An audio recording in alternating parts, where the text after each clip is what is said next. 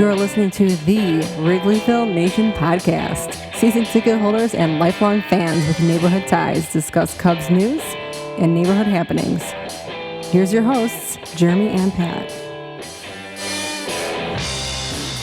Hello and welcome to the Wrigleyville Nation podcast. This is episode 399 of the podcast. My name is Jeremy Deemer and I'll be your host. I'm joined as always by my co-host. He's my cousin and he's high atop Wrigleyville tonight. How's it going, Pat? Good, Jeremy. How are you? It's been a while since we did one of these. Spring training has happened. The World Baseball Classic has happened. The opening day for the season is upcoming this week. So we've got a lot to talk about. And we make our predictions. We're gonna hold ourselves accountable. We're gonna recap our predictions from last year. We're gonna make some new predictions this year.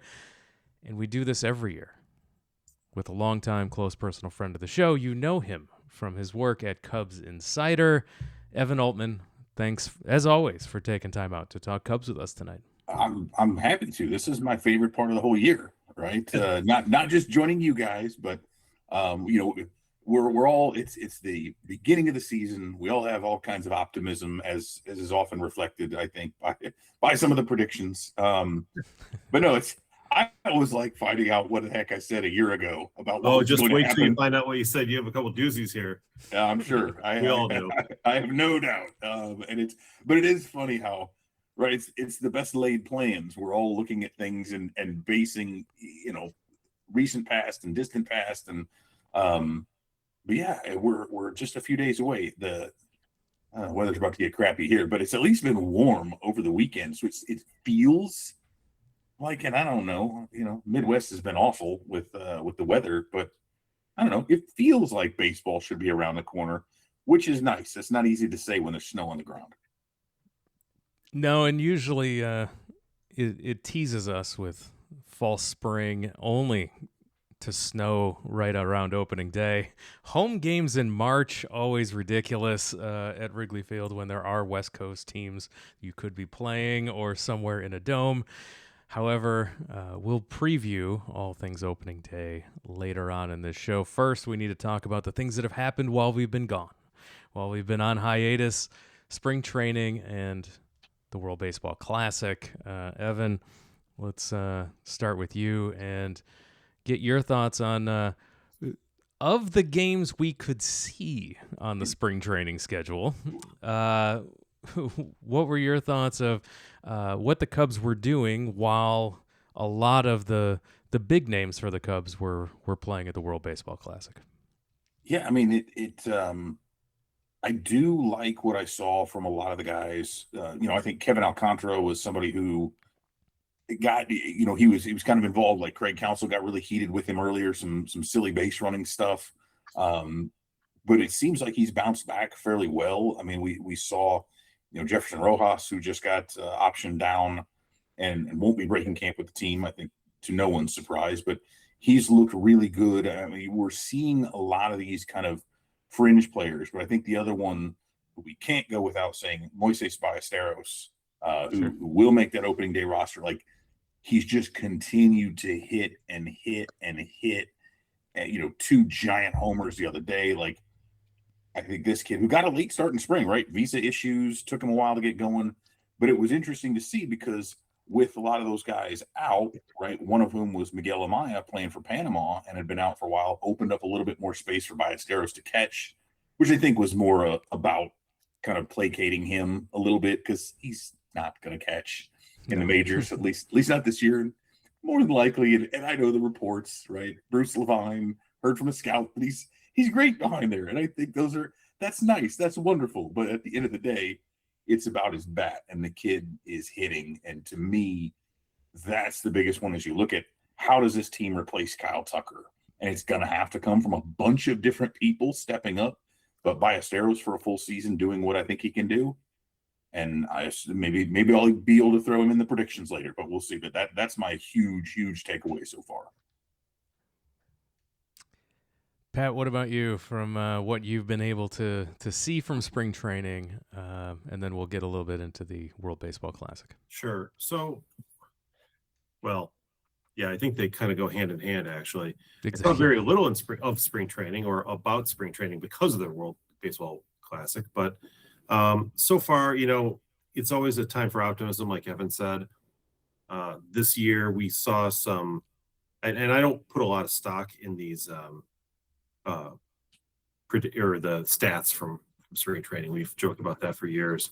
And it's good that I don't, because some of the stats looked really bad this year. Like, Edwin Cabrera and Jamison Taillon looked absolutely awful. Like, they're not even major league players if you're to believe spring training. So I don't believe spring training. So I guess what it tells me is I don't have a lot of things to say other than Cade Horton looks sharp and faster. I mean, I guess when guys add speed to their fastballs, that's notable.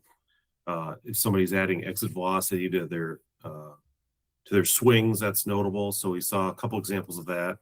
But I think for most of the veterans, and that's what this really is except for Ballesteros and a few others like Horton, it is really a veteran team. So to the extent that they're veterans, I trust that they are just screwing around and they're going to be ready by opening day, trying new things, doing whatever it is that they do, getting into shape.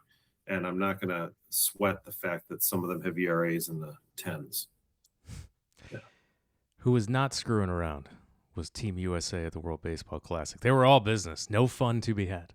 And Raleigh certainly wasn't going to have any fun. That's for sure. He made that perfectly clear. Let's start with you, Evan. The game against the Dominican Republic and the U.S. obviously was just a phenomenal baseball game. Really, like, something that it's a treat that we can have that level of baseball and that type of competition in March before the season. It was so enjoyable, especially, you roll in from what was an amazing World Series. You have a long break in the offseason. You come back with a World Baseball Classic that was so entertaining as it was this year again. Like, this is a great way to build momentum up for this season for Major League Baseball. I thought it was a bummer that that there was controversy around the finish with the pitch that was called a strike that was pretty low to send Team USA to the finals, but and then wrapping it up with a Venezuelan victory and a really fun performance from Palencia throughout the tournament. Evan, your thoughts on those two games? Yeah, I mean, I think, and to me, without going off on a rant about the talk about putting it at the All-Star break or how you can do it, the WBC, to me, and seemingly every time they've held it, serves as just this fantastic display of international baseball, more so than the Olympics, in my opinion. I don't know that's coming back. It's only be 6 teams, and with the Olympics, baseball is just part of a much, much broader event. This is baseball on the center stage. And to me, the timing cannot be better than to have it before the MLB season. Everybody gets fired up heading into it. You get a lot of new faces, guys being put on display, Palencia being one of them, who's being introduced to a lot more people than maybe who knew about him beforehand. And again, same thing with a lot of these international players. I love it. I loved it for that. But yeah, to have meaningful baseball, and to have guys that we've seen, to have Pete Crow Armstrong, even though the U.S. lost to Italy in that game, just come out on fire with those 2 home runs, to see Bregman out there. But then Palencia, again, going out there and just shutting down Team USA. And that's one thing I took away from that is he set them down 1, 2, 3, all 3 left-handed batters against whom he struggled a great deal more last year. And this felt to me, a lot of people talked about the U.S. team as the dream team, right? Which, again, very foolish, clearly, because they're just entirely different. But this looked to me more like the U.S. teams that they had a few years, 8, 12 years after the dream team, to where, man, the rest of the world caught up because of what they've been seeing. And we're seeing that with the WBC, right? Baseball's always been a very international sport, but to have, even though they weren't Italian, right, the Team Italy guys out there, but a lot of, Venezuela had a ton of, and to see what that country has gone through, and the irony is not lost on me that they defeated the U.S. That's kind of funny, actually. And it just you have to. I don't care who you're rooting for, but to see what it meant to those Venezuelan players, to see the emotion that they had when we talk about a U.S. team that went into this very stoically, and then to see these guys who just kind of went about it differently. I loved it. I loved every moment of it. I'm hanging on every pitch and every hit, and it was just so much fun. The only thing I will say is that once that ended, it's such a letdown to still have another 2 weeks of spring training or so, that the half of which you can't watch, more than half of which, 75% of which, at least for the Cubs, you can't watch. And the results don't matter nearly as much anymore. So it's kind of like, what's even the point of these next couple of weeks? So that's the only negative I see about it, is you kind of like, okay, can we just get to opening day now, please? But no, I loved it. It was great. 10 million people watched in the United States alone, watched that last game between the U.S. and Venezuela, which is on par with an NBA Finals, right? So, that's pretty significant, I think.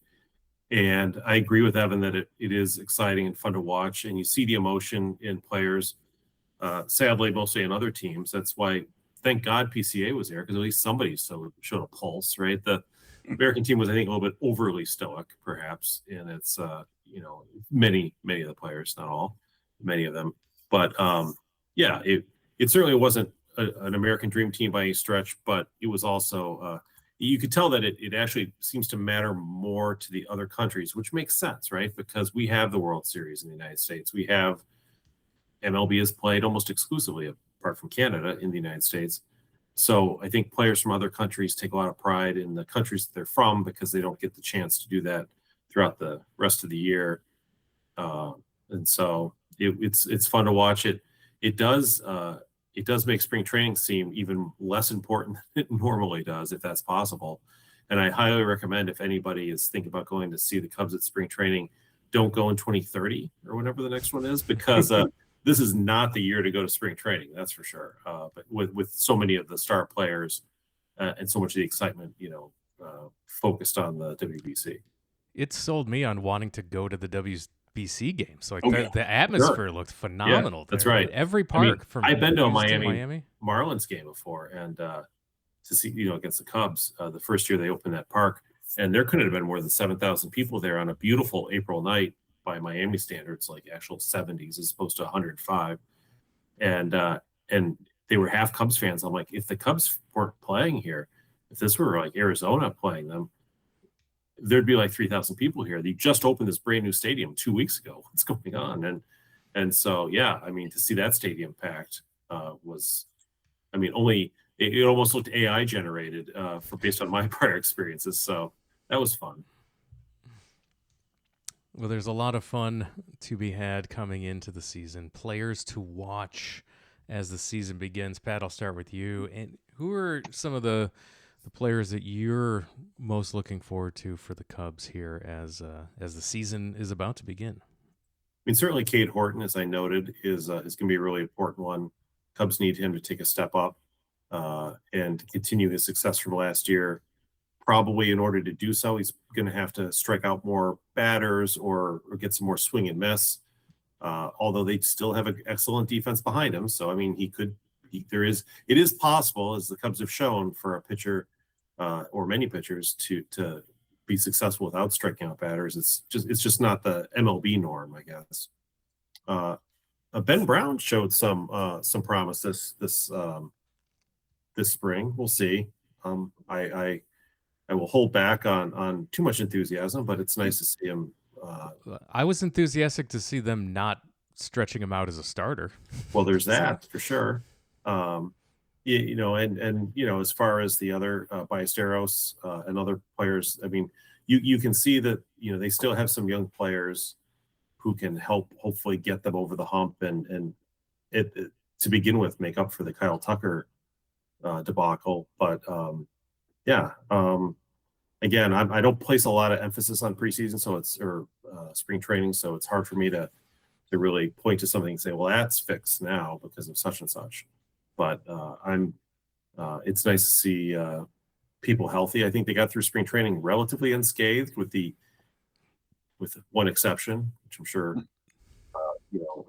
we can talk about. But the of all the players who played in the World Baseball Classic, the one who got hurt, of course, was Seiya Suzuki. I happened to see that one live. That was sad. And he's probably not going to start the season on the major league team. He's certainly can be available for opening day. Other than that, I think they're fairly healthy. Am I missing anything? Major injuries? I don't. Yeah, I think that's the case. I mean, there have been years where we've started off in a bigger hole than this. So, for sure, Evan, with that injury to Suzuki, the minor sprain of his right knee, looking at the start of the start of the regular season without him, who from spring training do you think will be able to pick up the hitting slack here that Seiya Suzuki not being in the lineup will give? Well, I mean, the easy answer is Matt Shaw. Kind of playing that super utility role. I mean, he's played all three outfield spots, which is kind of wild. We've seen him at second, and we've seen him at first. We've seen him at third. He's been all over, and then we just got the update I think yesterday.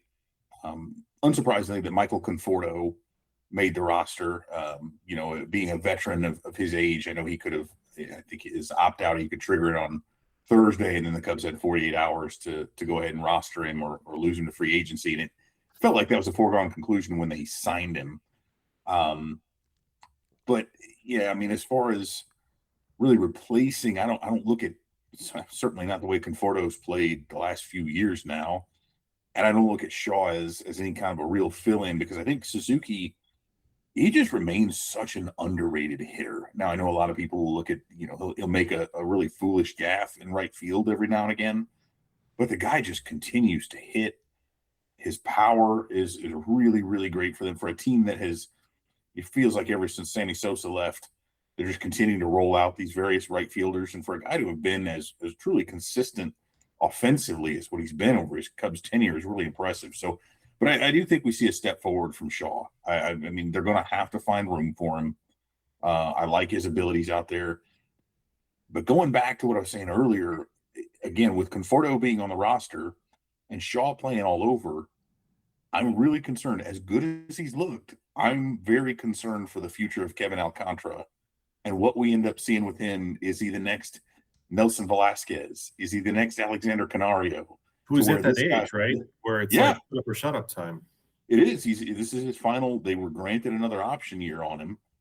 I mean, it would have been, were it not for that, he would have had to have been on the roster. But if the guy's not ready by now, and you traded away Owen Casey, so you even cleared out anybody in the prospect rankings who should have been. But it feels like, whether it's Ethan Conrad or some of these other guys, there's always the next name coming up. So that I hope they're able to do something with him. They have to turn him into something other than cash considerations. But so I guess that's more of an answer of who won't be. So again, I would say Shaw is the most likely, just because I don't trust Conforto to actually be able to hit at this point.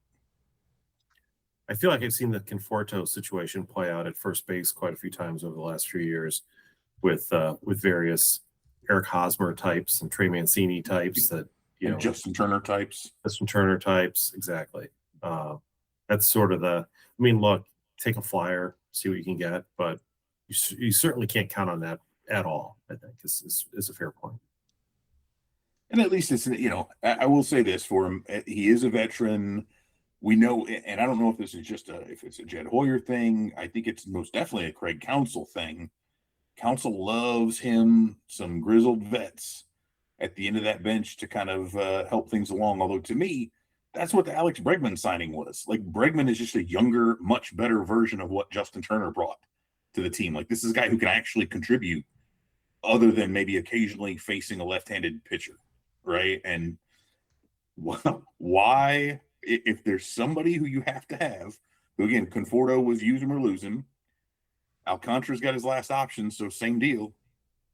If you give me the choice between a young, dynamic player who has all kinds of physical potential, or a dude who has played himself off of several teams already, I'm gonna go with the young guy. Like, if the upside is significant, Conforto's ceiling is so limited. He's a crawl space. There is no ceiling.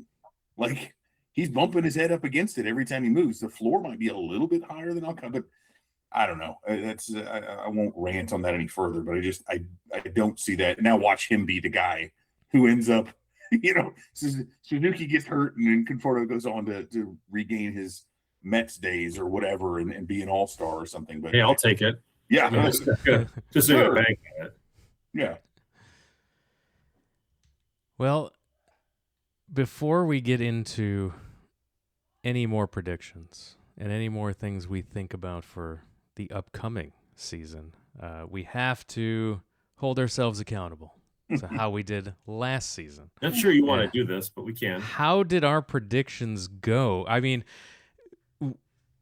I feel like we were optimistic coming into the predictions last year. It was a cautious optimism because we'd been hurt the year before. So tell me, but we were very excited with Kyle Tucker coming on. So I know that that we were very optimistic. Where were we at 2025, Pat? Recap it for us. We had 4 players. We did over-unders 4 on home runs. Suzuki over 19.5. He was over. Evan and I nailed that one. Easily over. Sorry, Jeremy. Tucker over 27.5. We all lost. Looked like it was a good bet in May. Then no. Do we get to cash out on these early? Is this like a FanDuel thing where if you're doing well enough, you can just cash out? I wish. Yeah. Hap was interesting because the over/under was 24.5, which seems kind of high in retrospect, and he ended up with 23. So we were all correct that he would not hit 24.5. Bush, good job you setting the line on that one. That was good. Yeah, thank you. Bush at 23.5. Jeremy and I both had the over. We cleared that easily. Evan chose the under. Oh, ye of little faith in Michael Bush. Stolen bases were another fun one. We had Tucker, PCA, and Horner. Tucker over 19.5. Jeremy, you're correct. He was over. That's the one thing he did. Evan and I are both wrong. Of course, when you don't hit home runs and you get on base, it's first base typically. So there you go. PCA over 31.5 steals. Only Evan got that right. For some reason, you and I did not think that was going to happen. Maybe because I thought he'd spent a lot of time at AAA last year. A lot of time striking out. Yeah. Yeah.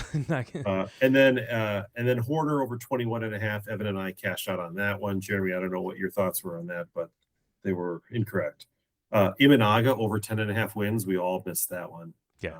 Injury and ineffectiveness. Steele over 14.5 wins. We all took the under on that one. And of course, fate intervened, but that's always a sucker's play. 14.5 is a lot to ask for. Imanaga for K's. You both guessed over correctly. I picked the under. Steele on K's. Jeremy and I both had the over. Of course, he had like 7 probably. Evan correctly predicted under 160.5. He nailed that one by about 153. This is one of my favorites. Would Presley get over under 23.5 saves? Presley. Jeremy and I said under. Evan, on the other hand, went with the over. The answer was 5. I can't believe he got 5. Where was I? Wasn't one of the games I was at. I was at the Giants game when he gave up 19 consecutive base runners or whatever in the 10th inning. I think I was under the impression that was Presley plus Palencia over. Yeah. So would Presley lead the league in saves? Jeremy and I said absolutely not, and Evan doubled down and said, "Of course he will. He's going to have over 23.5." So that was a tough stat for Evan. Position player WAR. So I feel bad for Evan on this one because Jeremy and I picked Tucker. We were, of course, wrong because of the collapse, injury, whatever he calls it. Evan picked PCA, which was a bold pick. Oh. Turns out you're wrong, though, because Horner was 0.2 higher. Who knew, right? WAR is a weird stat. Like, if you ask me who had a better second year, baseman get favored more in WAR. Than the best center fielder in baseball. It's a tough one. It's tough. But yes, he finished second, so none of us get credit for it, even though I feel like Evan deserves. Evan, we'll give you credit for it. Honorable mention there. Yeah. Give you half credit. Oh no, this is the best of all. Pitcher player WAR. Well, Jeremy and I were incorrectly picking Imanaga. to lead the team in pitcher WAR. And by the way, the answer to the pitcher WAR was Matthew Boyd at 2.5. Boyd, yeah. Do you remember who you picked, Evan? I don't. It was probably something stupid. I don't know if it's stupid, but you did pick Ben Brown. Oh, Who at minus 1.64 had the lowest WAR on the team. again, I was just confused at the actual ask. Yeah. He did lead. If we're sorting in descending or ascending order, right. I am correct. That's right. So, Team wins, we all predicted over 86.5. We were all correct. Playoffs, we all said yes. We were all correct. Division, we said we all said the Cubs would win the division. We were all wrong. NDLS, we all said the Cubs would lose that series, and sadly, we were correct. So we all did well in that category for the most part. Attendance, over under 3 million. Jeremy and I nailed that. Evan did not. It was close, though. It barely was over 3 million. So there we go. So the final stats of the day, Evan ended up with 9, correct? Jeremy, you had 10, and I had 12. So nice. So there we are. So now, turn the sheet over from last year. Turn the page. To this year. Physically turning the page to 2026. I am. I've got some new ones. You ready to jump into this one, or do you need some time to think about it? Let's do it. Let's get into predictions. All right. Feel free for everyone to play at home. Please do. Let us know. Yep. So I will say, and this is, I think, relevant based on what we saw with Emmanuel Clase and some other players last year. There was a time, i.e. last year, and the year before, and the year before that, when I could go on FanDuel or DraftKings or any number of MGM, any number of these sporting book sites, and I could find the line, the over-under line on several Cub players for like how many home runs they would hit or how many RBIs they would get or how many stolen bases, usually the ones who would be sort of towards the top. I mean, I was doing that with Rizzo and Bryant. I mean, it's been a while, right? Not anymore. Now the best you can do for those lines is odds of hitting over 50, over 40, over 30, over 20, because I think they don't want the specificity of a 23.5 and gamesmanship going on at the end of the year or at any time of the year based on what we've seen as I don't know if MLB, I'm sure MLB has talked to them because MLB is so knee deep into this, and now with the big deal they have with Cashier, it's the other Holly one, Market. Holly Market. Yeah. They took $150 million to be their allies. What could go wrong? The gambling in baseball and in sports in general is a real issue at this point. And so when you look at prop bets on individual players, especially the game by game and the pitch by pitch bets, the pitch by pitch is I highly recommend you avoid those because I think the potential for corruption is high. So bottom line, and the moral of the story is I had to make my own lines this year. So here we go. Because there are no lines to go by. So are you ready? Michael Busch over under 29.5 home runs. Now last year, as we know, he hit 34 home runs and then several more in the playoffs, another 4 or 5, right? It seems like.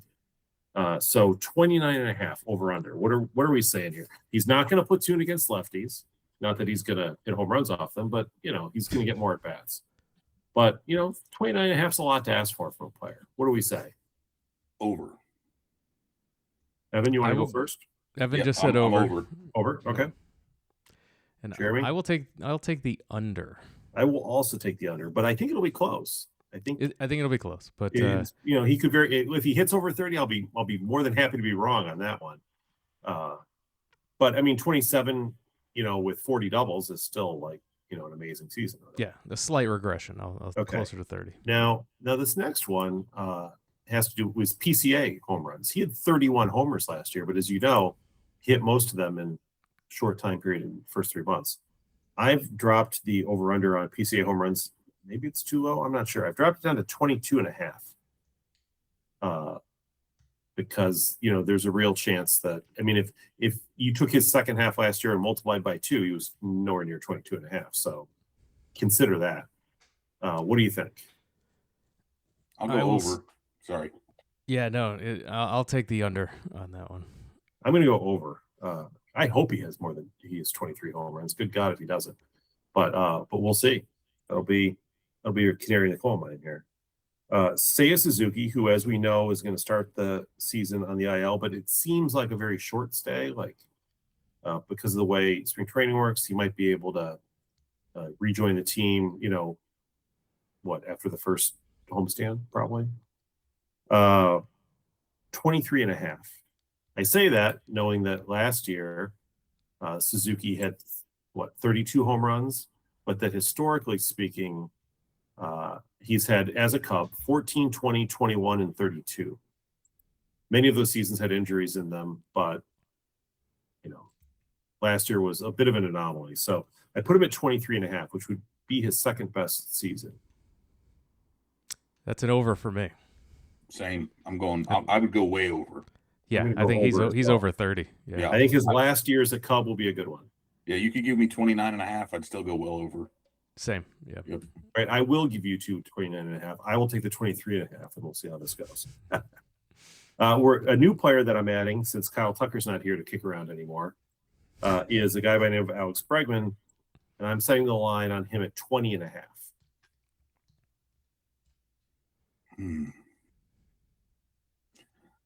I'm going to take 20.5. I'm going to take the under and hope I'm wrong. I'll take the over and barely. Yeah. I set that one knowing it was that one's a hard one. Yeah. Bregman has it. Like last year, he didn't hit that many home runs, but he was hurt for much of the season. Will Wrigley Field hurt him? I hear that it's impossible to hit in Wrigley Field anymore. I hear it's very cold and windy when Moz goes in, except for that one day against Arizona that I was watching, and the Cubs scored 19 runs or whatever. But whatever. I'm going to take the under, but I do think that that's probably about right. Like if he hits around 20, it seems I would take that.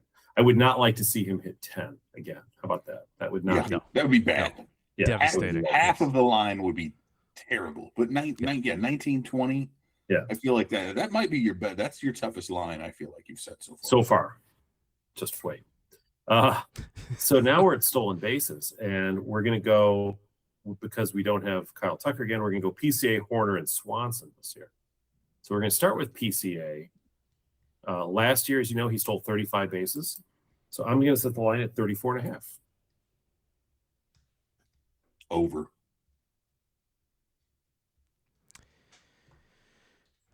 I'm gonna say under again. I'm doing this to I'm a model of consistency here. I'm gonna say under again, and hopefully I'm wrong.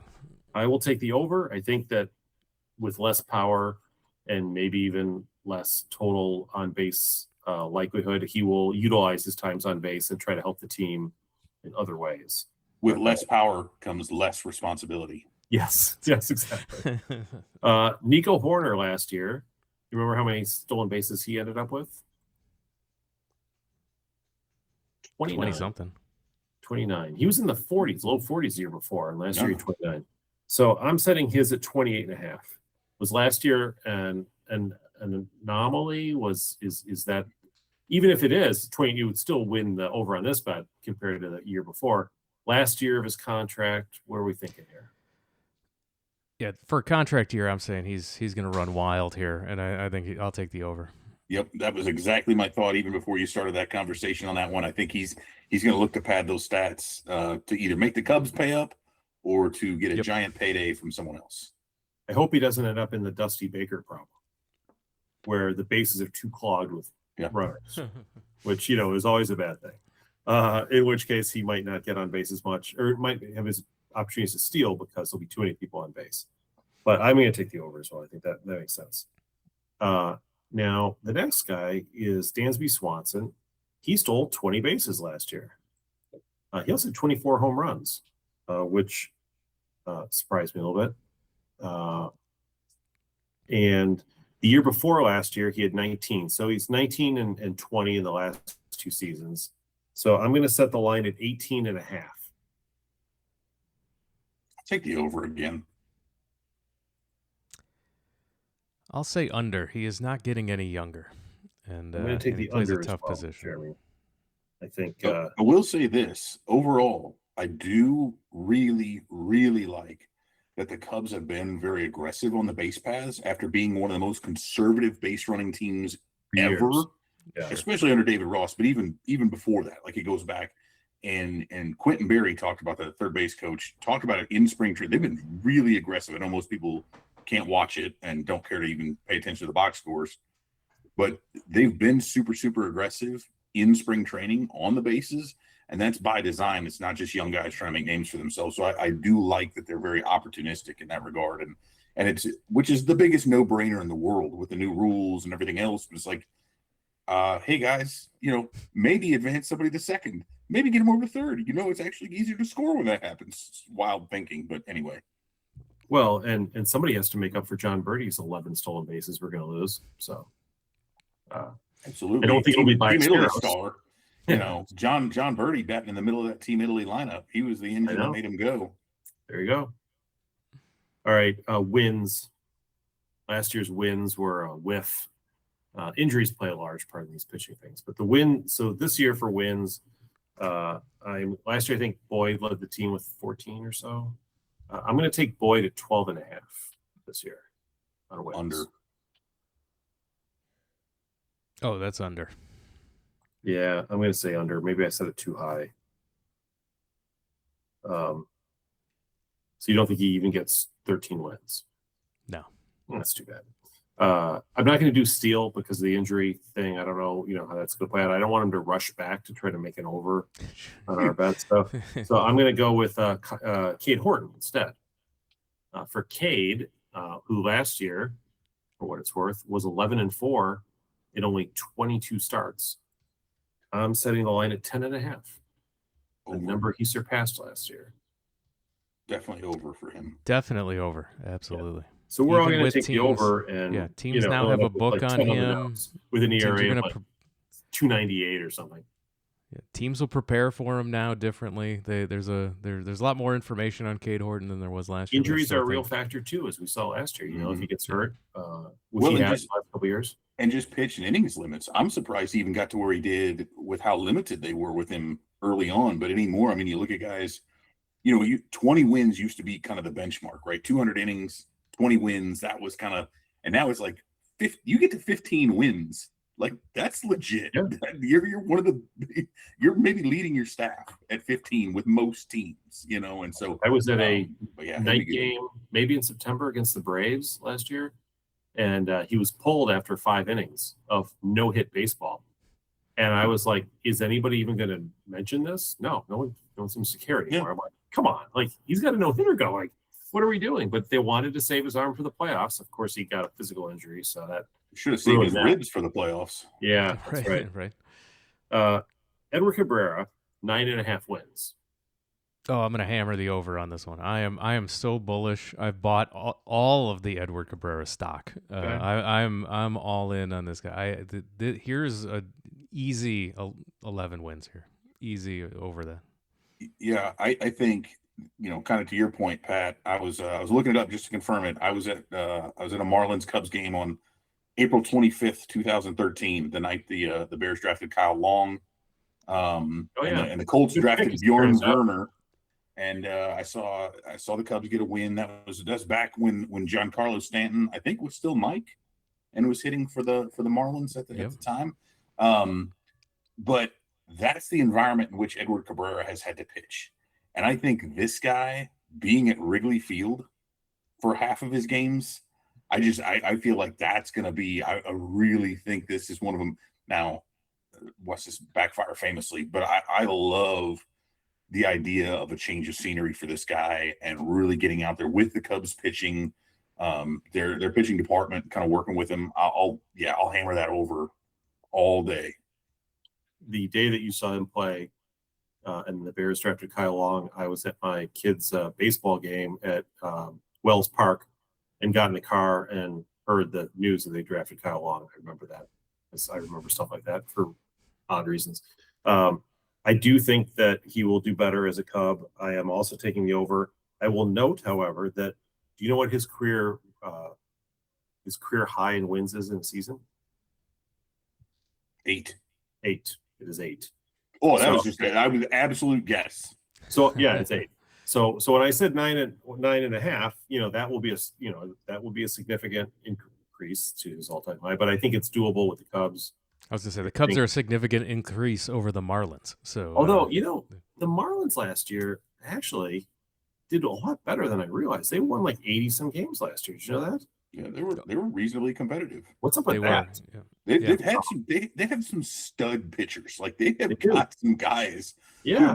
But they're like they're the low rent Rays, right? They trade them for kind of low rent. But yeah, the Rays actually just have a really, really great reputation for developing guys and be very savvy with how they trade them. The Marlins have had tons and tons of tremendously good players that they just don't end up getting anybody back in return. Here's a non-counting stat, but I'll throw it out there just for fun. Owen Cassie over under 17.5 home runs. Doesn't count for our game, but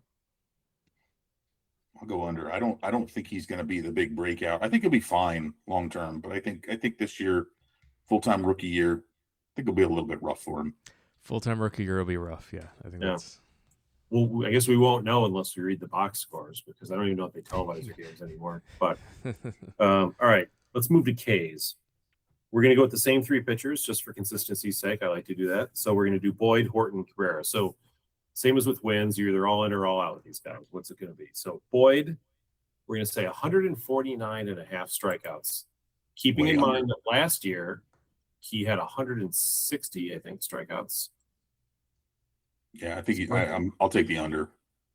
154. He did 154 last year. So now we're saying 149.5. Yeah, under this. Last year everybody was just. I think we're all going to fade Matt Boyd a little bit this year, except for True Blood. He loves Matt Boyd, but no, I mean we were all wondering when he was going to get hurt last year, and he had an incredibly injury-free year. Does he do that 2 years in a row? And when we like to talk about how players finish a year strong and how that forebodes, the next season in terms of like what it's going to mean for their, for their efforts in the following year, I would note that with Boyd last year, I feel like it's sort of the opposite effect here. Like what is going to be, let's see, looking at his ERA in the month of August, I think was August and September was pretty bad. He had a 2.34 ERA after his game on August 8th, and he ended up with a 3.65 ERA. So I'm sorry, a 3.21 ERA. So it was like 0.9 higher. That concerns me a little bit. Yeah, I think the other thing here is right. He ended up pushing way past what anybody had expected. Right, the Cubs were. If we get 120 innings from him, that would be a huge win. Get hurt. And part of that was because there was no Justin Steele. And I think what we see this year, you've added Cabrera. Steele comes back by probably June at the latest. I think he'll be back maybe a little bit earlier than that. I would not be surprised at all if they end up going with the 6-man rotation because of the injury my fantasy, and everything else. 6-man rotation. Yeah. And so I just think he's going to, even if he does remain healthy, I think he's just going to get many fewer innings than what he did last year, regardless. Yep. Good call. Everything works out, that's for sure. I would love to have a lead, too, in the division and have the luxury of being able to do that, too. With that, and just kind of take it easy. Go 6 starters. But we'll see. Okay. Kyle Horton. 120. Let's do Cade Horton. Or Cade Horton, sorry. Who's Kyle? What about Tim Horton? Can we do Tim Horton? Tim Horton. Yeah. Over under on donuts and coffee. I don't know who Kyle Horton is. Here we go. I do know, however, that Cade Horton last year as a Cub had, I don't know how many strikeouts did he have? He had 100 and he had 97 with the Cubs, but he also started the year in the minors. So I think overall he had about 120. Again, 22 starts with the Cubs, 97 strikeouts. His velocity's up. The swing and miss is up.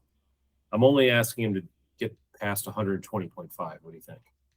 Wait, I'm going to hammer the over all day again. Yeah, I like the over on that. Me too.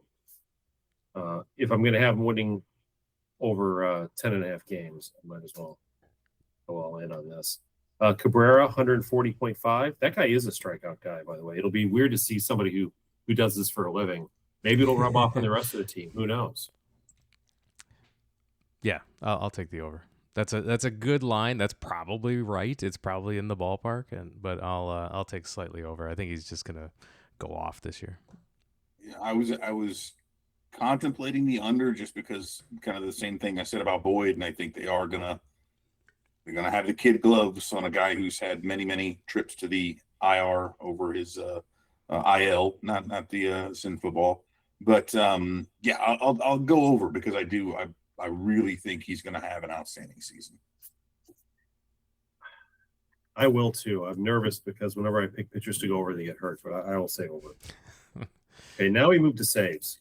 In 2024, the line was 23.5 for Alzolay. I picked the over. I was wrong. The next year was 23.5 for Presley. Evan famously picked the over. This year, I've got a guy named Valencia, and I'm going to go with 27.5. This is a good team now. That's the other thing, too. Those teams, like when we were looking at the 2024 team, we weren't expecting to win more than 75 games. So, the save opportunities seemed farther between. What do we think here? I'll take the over.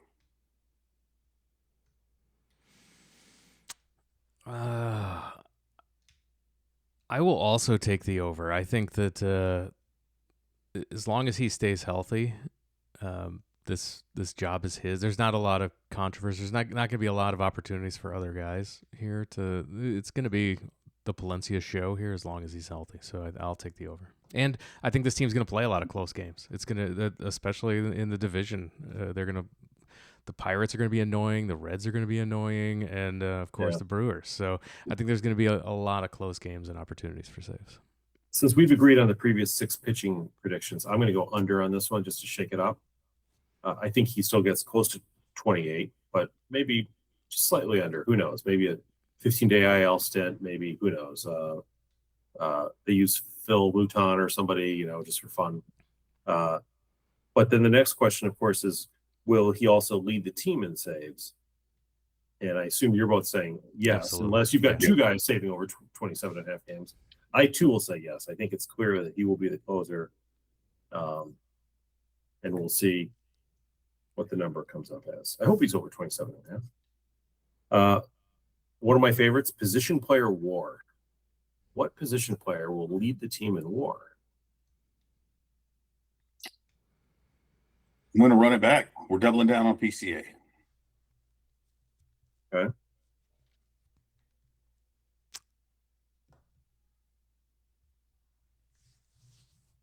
I'm gonna go with Horner, who eked it out last year. I think a contract year. He could quietly, without any power, lead the team in WAR. Yeah, this is the thing I don't like about WAR is it has to be a middle of the lineup kind of guy, right? Like it's got to be a shortstop, second baseman, or center fielder. Because Michael Busch can have an all-star MVP year, and it's still, Nico Horner can still beat him out by not committing any errors at second base or something. Right. So, I am tempted to take Horner this year. I'm actually tempted just for fun to take Swanson. Yeah. Just because he did lead the team 2 years ago, and the problem was he had that tough stretch last year where he was terrible for a long time. Yes, you may recall. He had errors. He had a lot of issues. But offensively, he was terrible. But he ended up with a OPS plus of 105. He had 24 doubles, 24 homers, and 20 steals. I mean, he really had a hot, last 6 weeks of the season or whatever, 7 weeks. I'm going to, just for fun, I'll say Swanson, even though I'm not a Swanson fan, because I'd like to kind of keep this a little bit more entertaining. Horner would be my second guess. I'm going to put that in parentheses. Horner, second guess. Okay. I can do that because I've got the sheet. Pitching WAR. Who's going to lead the team in pitching WAR? Cade Horton. It's Cabrera for me. Yeah.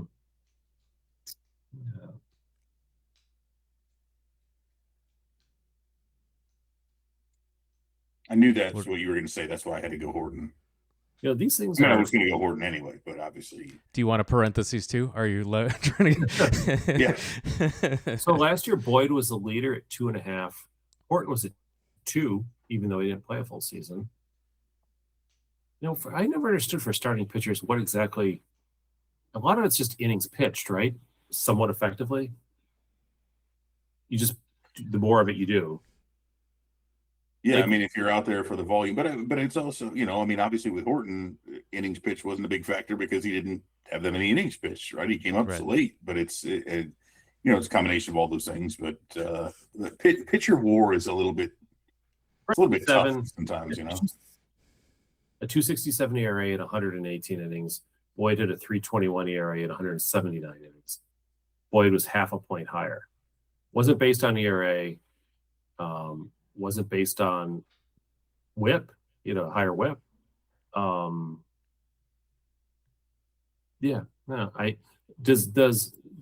should probably know the answer to this. Does pitching WAR take into account things like expected outcomes as opposed to actual outcomes? I don't believe so. I mean, I think it's just, it's relative to, right, wins above replacement relative to kind of what is that? Yeah. In a given year, what is that replacement level? Which is kind of funny because Cade Horton was literally a replacement pitcher. When the definition of injuries, like that's, again, not replacement level, so to speak, because everybody a replacement. I got to see his debut with the I Cubs, and that was what a crappy day. It was like cool and rainy and just kind of janky, but man, you could just tell right out of the gate that the dude was just so much better than what it's like. How is he not in Chicago? I know who's on their staff, but anyway, I knew what they were doing. Yeah, so I think the answer then is if you pitch 200 innings and strike out no batters with an ERA of 3, that's better than pitching 130 innings, having an ERA of 280 and striking out like 2/3 of the hitters, right? I mean, just in terms of like, it's about how many innings you pitch effectively, and you can make up for being a little bit less effective ERA wise if you pitch a lot more innings. And they don't really care how you get your outs: fly out, ground out, strike out. Mm-hmm. Yeah. All right, I'm going to take Cabrera. Sorry, long story short, he's a K guy. Maybe I shouldn't because of the. Is the ERA situation, right? Correct. The number of runs you give up directly impacts your WAR. You know what I'm going to do? With innings. I'm going to make this fun. I'm going to go with Boyd. Okay. Where will be my second guess? That was quite a lot of kind of logical breakdown to arrive back at an answer that is completely antithetical to the first 2 people that were mentioned. Yep, that's right. Just throwing that out there. Well, I mean, Boyd did pitch more innings. I mean, he's, we'll see if he does that again. If he can stay healthy again. All right, team wins. I've placed the over-under on team wins at 88.5. Over. This is a 90 win team. I'm going to say under. I think it's an 88 win team, just missing the 88.5. But hopefully wrong. Hopefully it is. Put me down for 90. Here's my logic behind this. I think the Cubs are just as good as they were last year. They could be better. Of course, they could also suffer terrible injuries. Like, the Steele injury last year is really the big one. And I guess the Tucker to an extent. They could have, several guys get hurt and it could change the complexion of what they're at. But going into the season, I think this lineup is deeper. I think the team is deeper. The starting rotation is deeper. That was a big issue last year. The bullpen, as is every year, is a complete wild card, although now we may have an established closer, quasi-established closer, which would be newer than something different than we've had for several years in a row. The rest of the bullpen is a big question mark, as always. But my concern is that I do think, and I think Jeremy might have alluded to this earlier, I worry that the Pirates and the Reds are going to be they're going to be like gnats. And I don't mean Washington gnats. I mean, like, they've got such good pitching. Both of those teams have a lot of good pitchers, starting pitchers. And I could see that. I could see the Cubs dropping a series to Pittsburgh.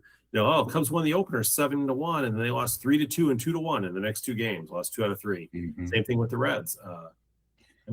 Abbott and Burns, and I know Hunter Green's out for a while, but Lodolo, they've got some good pitchers in Cincinnati, and now the Pirates are sneaky good. I mean, after Skeens, Bubba Chandler turns out well, and they still have Keller, I think, right? The other Keller, Evil Keller, and others. I worry that the Cubs are going to have a much. The Cardinals are complete patsies, which is nice, but I think the Cubs are going to have to play 3 competitive teams in that division, and it could end up costing them, 2 or 3 wins this year because it's just a tougher schedule. Well, who's the other? Jared Jones, right? The young guy from Pittsburgh. He's coming back. Yeah. And let's not forget that the Reds re-signed Eugenio Suarez. Oh my God! I was to hit 58 home runs against the Cubs against the Cubs. A limited number of games like that. And Jeremy, I'm with you. I was going to say 90, but I think it's going to be saying. I think there's a potential for them to still. I mean, we'll get there, but I think they can actually have a better finish in the division with fewer wins, just because I think the division has bunched up that much more. I think everybody will separate themselves from the Cardinals again. But let's not, totally forget about the Brewers' consistent ability to trade off yet another ace pitcher and somehow still get better from it. Oh, hey, we'll just trade Corbin Burns and we'll get better. We'll get rid of Josh Hader and we'll be better. We'll get rid of Devin Williams and we'll be better. Now it's Freddie Peralta. How many great players can you get rid of and still improve? But some dude who nobody's ever heard of, is just going to come out of nowhere. They're going to have another lanky ass dude throwing 117 miles an hour, like the Miz. He'll win a Cy Young and punch out 350 batters, and who knows. So, yeah. Now I will note, last year the Cubs were 5-8 against Cincinnati. And they were 8-5 against the Cardinals. 7-6 against Milwaukee, which seems fair. Both those are fair. The thing that bothers me is they were 10-3 against Pittsburgh. I don't think they're going to be 10-3 again. No. Mm-hmm. They might do better than 5-8 against the Reds, but the 10-3 against Pittsburgh is the one that concerns me.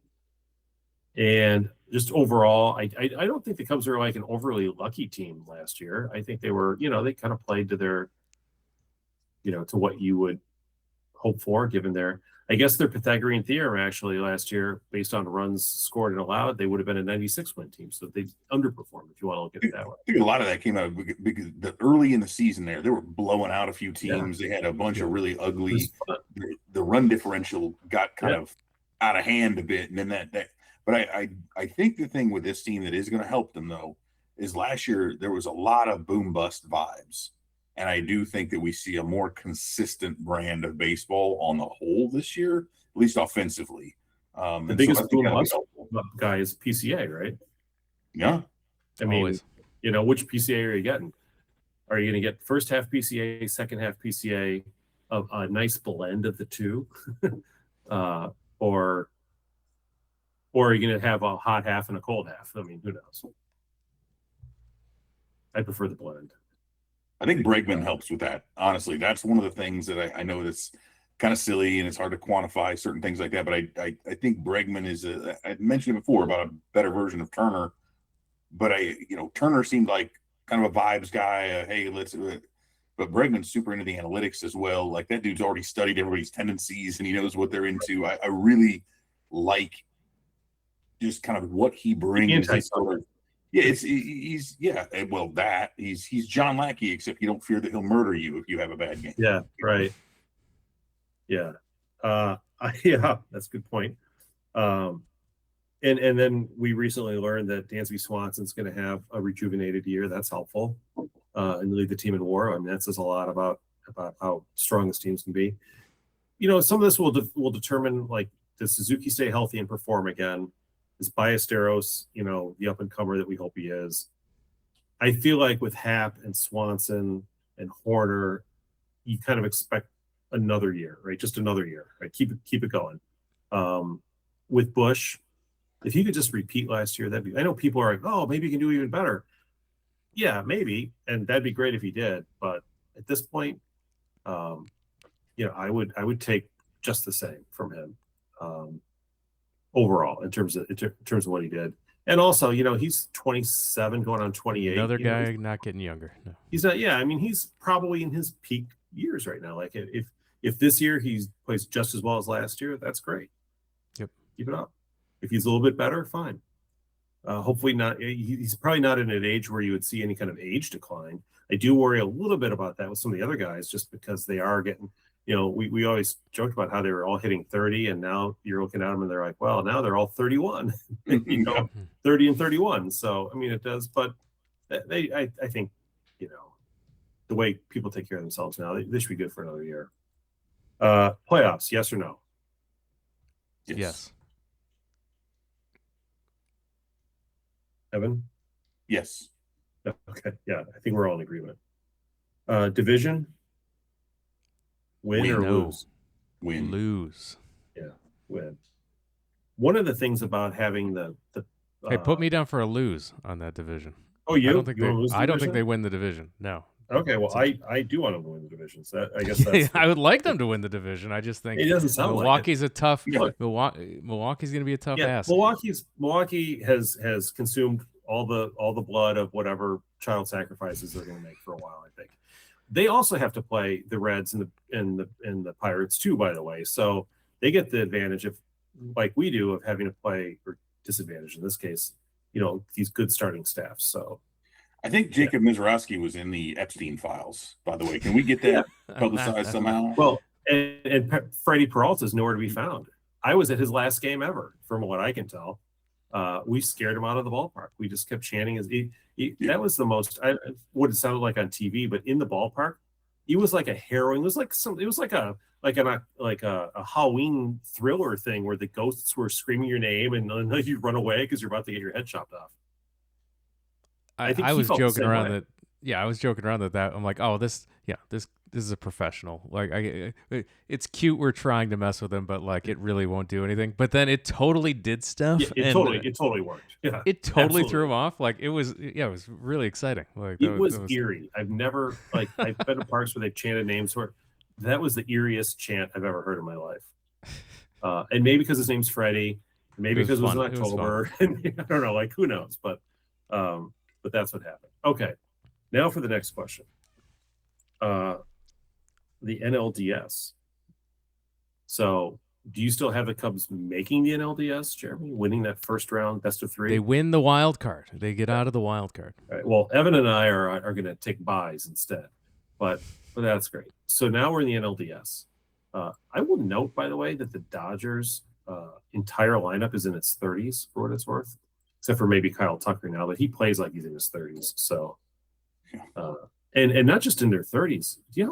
The one thing, the Dodgers are this great team. The one thing I'll say about them, though, is, Freeman's 35, Muncy's 34, even Teoscar Hernandez is 30, Ohtani's 32.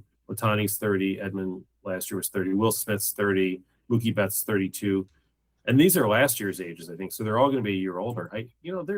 There is a chance that they break down physically because they're not a young team. But, that might be wishful thinking.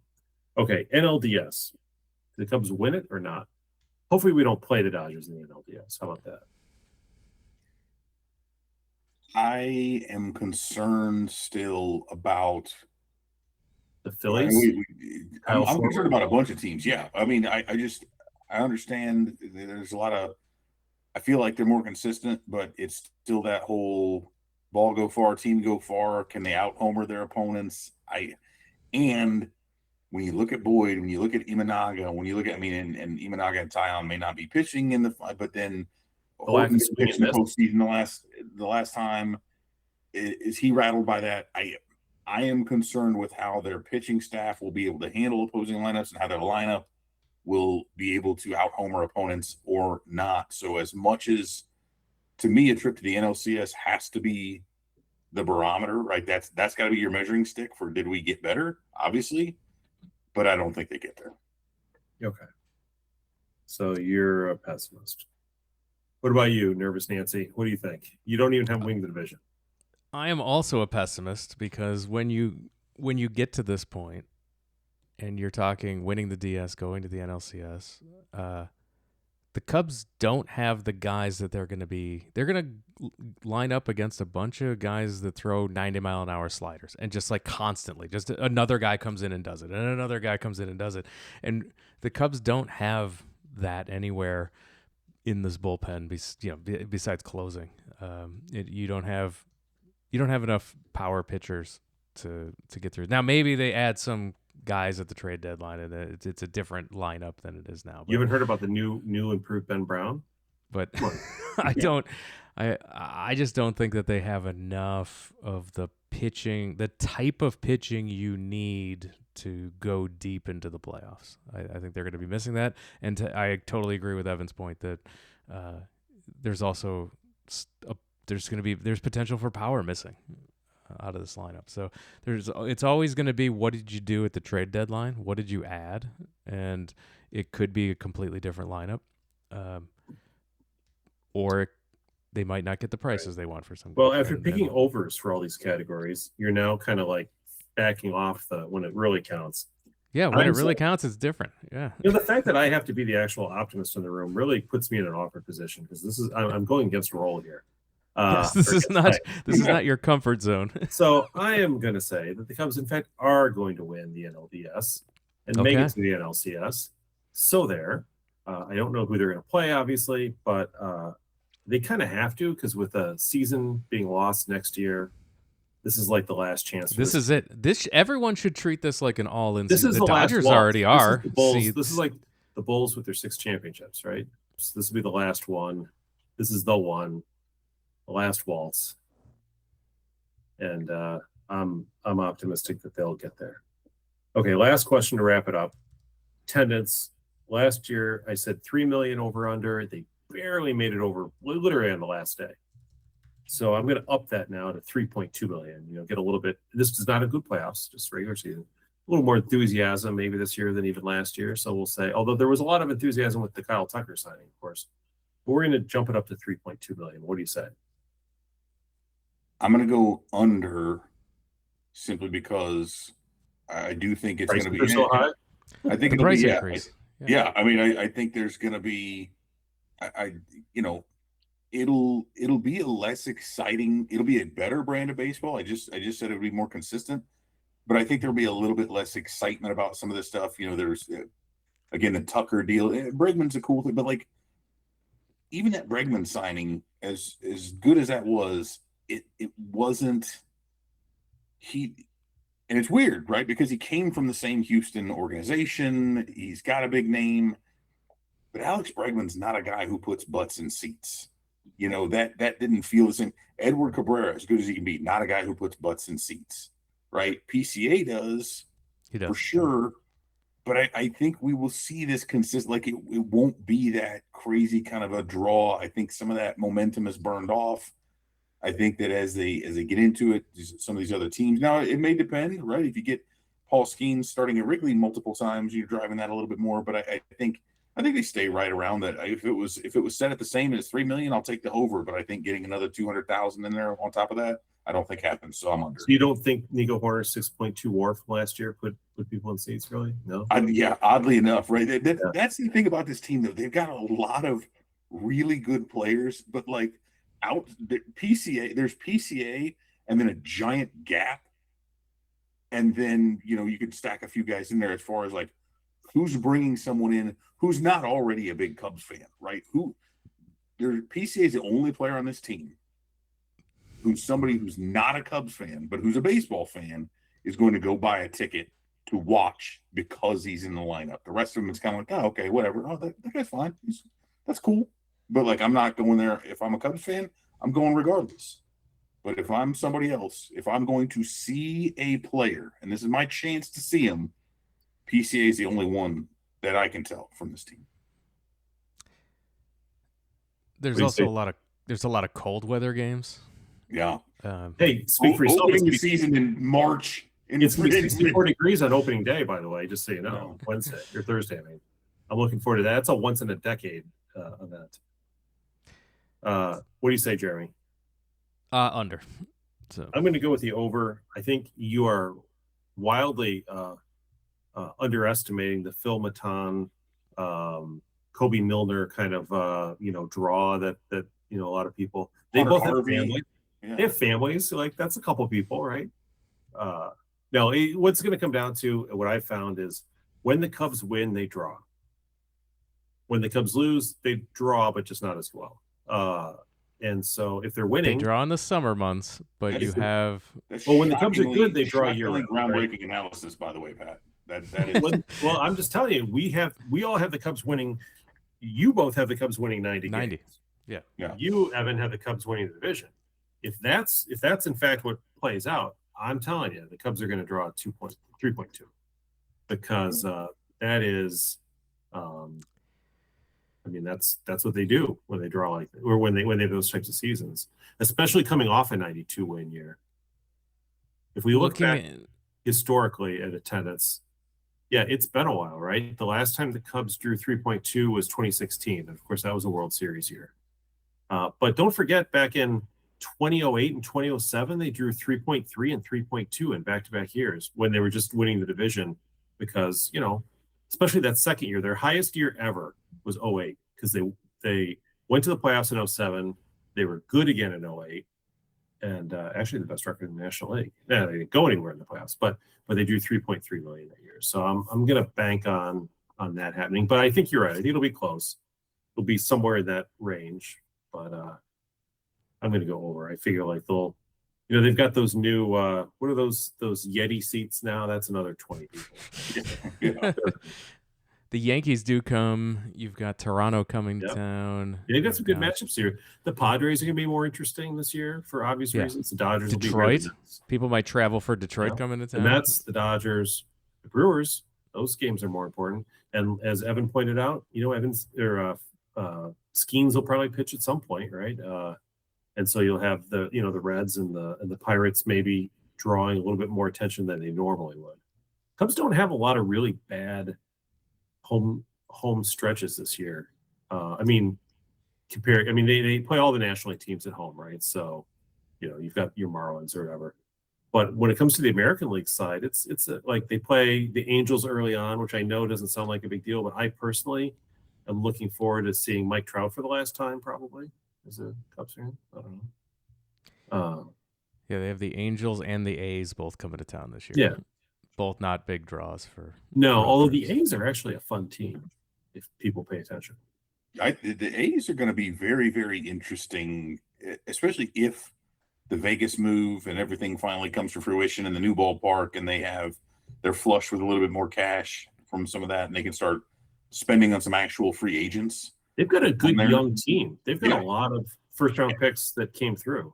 And a lot of them locked up. They've been signing some of those guys to extensions. Like they could Brooker and Kurtz and Langlands or whatever, and that catcher. I mean, they've got the outfielder. What's his name? It's on my fantasy baseball team. I should know his name. They've got some good players out there. Oh, Soderstrom. That's the other one. And Jacob Wilson's all right. They got Butler. I mean, they've got, that offense is fun. Yeah, I mean, I think that's going to be a really good one. But there again, I don't think that's a draw yet. No. But I'm interested to see. Like I said, I think the same thing on the attendance side. I think it kind of plays, like I said, the division's going to be bunched up. I think it's going to be more competitive. But and the Cubs are probably going to avoid, I think, the long losing streaks and the offensive skids. But I don't know, even if they do, and I said it, I think they'll win the division, but I also think there's going to be a bit more of a grind. I don't think it's going to be as exciting a season for someone outside of that core sphere of fans. And I would also put this on, I don't want to be that guy because I know a lot of people are like, put them back on WGN. It's like, okay, WGN as a superstation no longer exists, my friends. That has gone. But certainly the nationwide cachet of the Cubs is long gone at this point. Even Cubs fans have a hard time watching the games if you're not there. And I do think there's going to be a continued backlash against the team because of some of those business decisions that have been made. And as expensive as that gets, I really think you're going to get some of these where, yeah, if there are some big games, people will show up for them. But if you're talking about those midweek afternoon games and it's not a premier matchup, people are going to stay their asses at home. Actually, it's just they don't have a there. lot of those anymore, but when they do those getaway games, they actually do pretty well on those. There's so few of them now, though. Those were my favorite. I know. I'd schedule my PTO around a lot of those. Those are my afternoon head to the game. For what it's worth, the Cubs play 6 home games in March and April 1st, like that first part of the season. But it's going to be in the 50s or 60s for all 6 games, which is unusual. Yes. Maybe that will induce a few more people. For now, as of the time of this recording. Yeah, as of the time of this recording. That's a good point. Yeah. It could be in the 30s or 40s by the time that rolls around. Yeah, we're talking about a couple of weeks yet. So, yeah. All right. Well, that's all I got for over only a week away. That's crazy. Not even. Well, let's finish up this podcast here. We started talking about the upcoming season and some of our thoughts here, but let's look at the opening week series. The Washington Nationals for the Cubs home opener on Thursday, March 26th. Ridiculous. And then the weekend against the Nationals on the 28th and 29th. And then the first night game will be played on Monday the 30th against Anaheim, the Angels, for the rest of the homestand on the Monday, Tuesday, and Wednesday afternoon, before the Cubs then go on the road for 3 at Cleveland, 3 at Tampa Bay. Let's start with just the homestand. Evan, we'll start with you. Your thoughts on the Washington Nationals, and will this be a successful homestand to open up the 2026 season? Yeah, I mean, I think it will, but like, what genius is like the Cubs are going to open up at home in late March, and let's bring the Washington Nationals to Chicago. Like that's. There is zero. If you're going to force a cold weather team to play in their outdoor ballpark that early, could you at least bring them a team worth coming to see? Like, man, it's too much to ask. I mean, yeah, I think the Cubs will be successful against them. 2-1 there to open it up. I guess. I mean, this stuff's such a crapshoot at this point. But yeah, I mean, I think they'll. I think what. 6 games. Let's go 4-2 out the gate. I think before they have to hit the road. I like that. Pat, 4-2. 4-2 is Evans. That's correct. It's 4-2. I'll note that the Cubs sold out opening day this year earlier than they have at any point since the rebuild started. Since they did the trade-offs, actually, and since 2020 was the COVID year, really since 2019. So one game will be sold out. I don't know about the weekend games, but the first game will be. And it's that Tuesday against Anaheim. Is that like the Monday and Tuesday against the Angels here? Depending I on the will weather. be at the Tuesday game for what it's worth. But I do think you'll be able to find tickets if you look closely. Yeah, I agree. I think it'll be a 4-2 homestand. The Angels, I believe, still bad. Both these teams are bad. The schedule is completely ridiculous to start with. Not only the Cubs at home, but looking at this April, I always like to see. I remember last year, I think the Dodgers came in April, and we were able to get a few of those games off the schedule early when it was colder. And here, it's just not a lot of advantageous scheduling for the Cubs at home for March and April. Looking ahead at the schedule, you've got your first division games start in you get Pittsburgh in April, but that's it for the division. 3 against Pittsburgh, and then your division games pick up in May when you play the Reds, the Brewers some more, and then the Pirates and the Cardinals as well. So the first month of the season, only 3 games against the division. So weird. I get that the balanced schedule now, and you have, far fewer games against divisional opponents, but what are we doing? Like, what? You could easily open the season like you're gonna have a Southern California team come to Chicago in March, and yet the first month and change, first 5 weeks of the season feature 3 divisional games. It's a very odd way to go about it. But I certainly don't mind having West Coast teams come here in March from a strategic standpoint. If somebody's going to come, how about the National League ones, right? But that's right. So I think we've covered all of our predictions. We are all just ready for baseball, ready for the season to begin. Take it all in, as we mentioned. Enjoy it, because we don't know when we're going to get it again.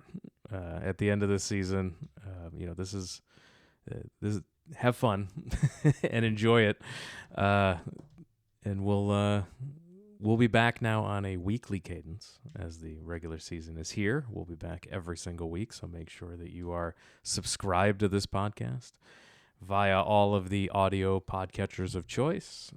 If you prefer video for your podcast consumption, we're available on YouTube. Search for Wrigleyville Nation Podcast over there. Give us a like, subscribe. Helps us work the algorithm so other Cub fans can find the show.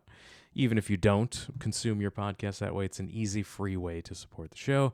Spotify also has the audio and video versions both in that player as well.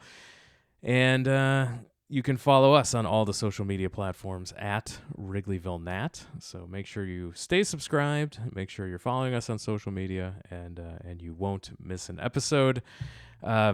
Evan, thank you for joining us. Always a pleasure when we get to catch up with you and look ahead to the baseball season that is upcoming.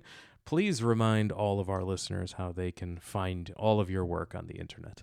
Absolutely. So as usual, you can go to CubsInsider.com. You can find us on X or Twitter at Real Cubs Insider, or on Facebook at Cubs Insider. There's some YouTube stuff out there. There was a pod that would bounce around occasionally. It's still out there, but go search for Cubs Insider online. You'll find us wherever. And then I'm at D Evan Altman on X.